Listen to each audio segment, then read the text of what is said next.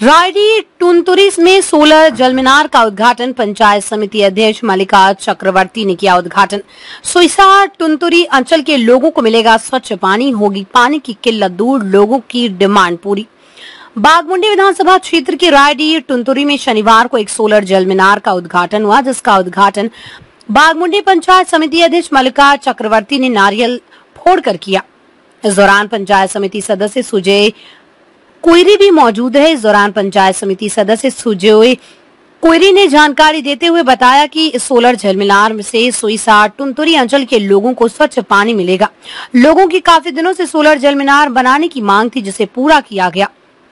उद्घाटन कार्यक्रम के दौरान बाघमुंडी पंचायत समिति के सह सभापति मानस मेहता समेत कई जनप्रतिनिधि और स्थानीय लोग मौजूद रहे। सोलर पंप उद्বোধন করলেন, কি বলবেন? আজকে এই রায়ডীহ সংসদে আমরা টুনতুরি সুইসা অঞ্চলে রায়ডীহ সংসদে আমাদের বাঘমুন্ডি পঞ্চায়েত সমিতির তরফ থেকে আজকে আমাদের একটা সোলার পাম্প উদ্বোধন করা হলো। আমরা সকলে উপস্থিত হয়েছি আজকে, কারণ এই এলাকায় একটা দীর্ঘদিনের দাবি ছিল। আপনারা সকলেই জানেন যে এই এলাকায় সামনে যে পাড়াতে আমরা আজকে সোলার পাম্প উদ্বোধন করা হলো, সামনে একটা ব্যাংক রয়েছে, পাঞ্জাব ন্যাশনাল ব্যাংক, এবং এইখানে একটা ঐতিহ্যবাহী মেলা নেতাজি সুভাষচন্দ্র বসে একটা মেলা লাগে 23শে জানুয়ারি। অনেক দূর দূরান্ত থেকে লোক আসে, কিন্তু এখানে কোনো জলের ব্যবস্থা ছিল না। আমি দীর্ঘদিন থেকে দেখি যে এখানে জলের প্রচুর কষ্ট আছে।